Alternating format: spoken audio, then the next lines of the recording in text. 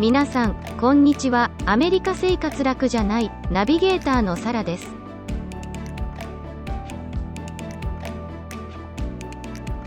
今回は、私の友人ご夫婦の、これぞ夫婦愛のヒューマンストーリーをご紹介します。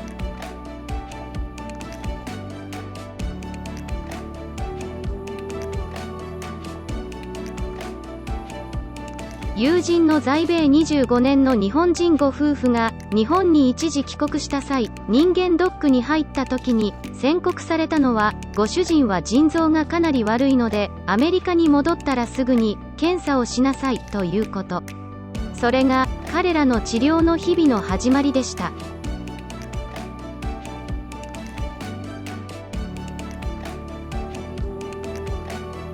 アメリカに帰国次第、かかりつけのお医者さんに診ていただいたところ、大したことはないと言われました。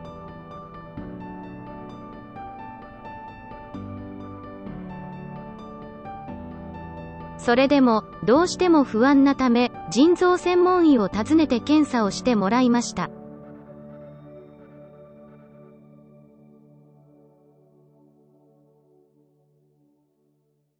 専門医からは、腎臓がかなり悪いので、すぐに人工透析が必要と言われてしまいました。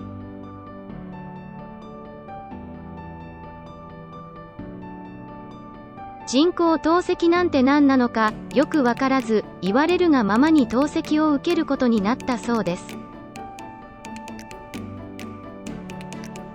まずは、医師から、透析の薬が高いため、腎臓協会に加入をし、援助を受けることを勧められました。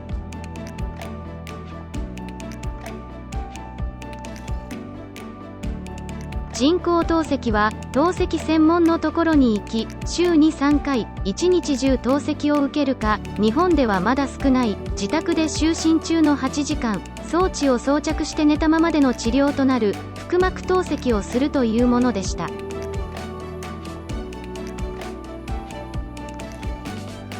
彼らは、自宅での腹膜透析治療を選択しました。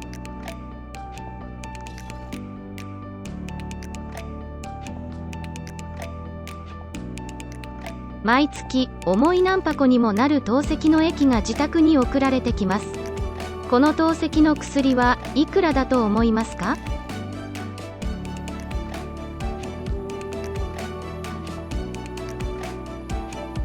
？1日分で約$3000です。1日分の料金です。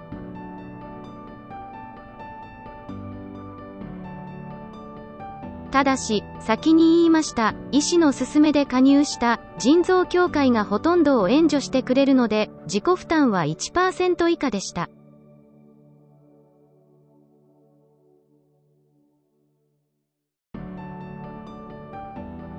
毎日、365日、就寝中に透析の装置をつけたまま、就寝をするのは、大変な苦痛を伴い、旅行にも行けません。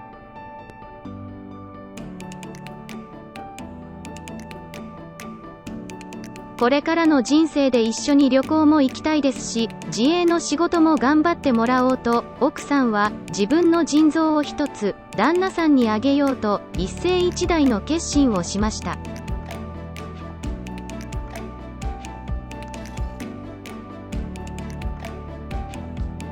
決意してから何回も異色のカウンセラーとのミーティングがあり、奥さんはカウンセラーたちから公開しないかと何十回も聞かれ、気持ちが折れそうになったこともありました。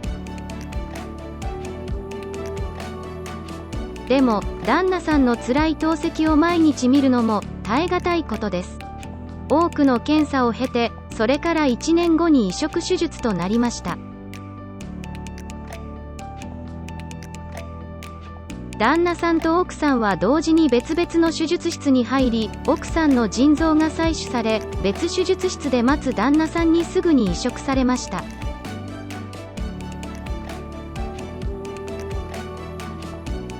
手術後に病室で担当の先生が腎臓と一緒に頑張ってねという腎臓の形のクッションにメッセージを書いてプレゼントしてくれました。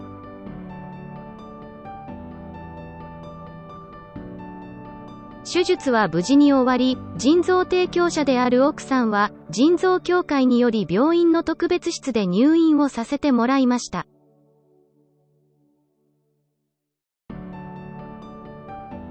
病院での食事は好きなメニューから選べました。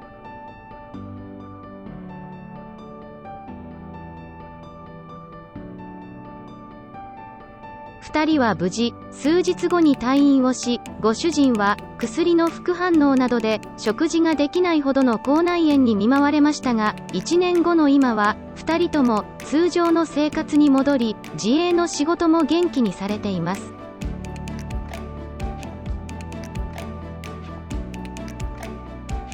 以前の動画で驚くべき病院費用をお知らせしましたが、この腎臓移植の手術代はいかほどか想像してください。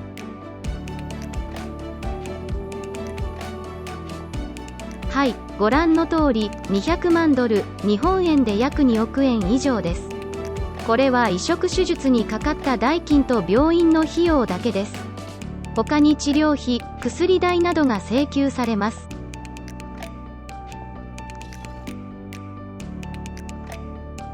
おおよその代金は腎臓協会と保険が払ってくれましたが、この天文学的な数字を見ただけで病気になってしまいそうですよね。本日はアメリカ生活楽じゃないの動画ご視聴ありがとうございました。登録と高評価のボタンをクリックしてください。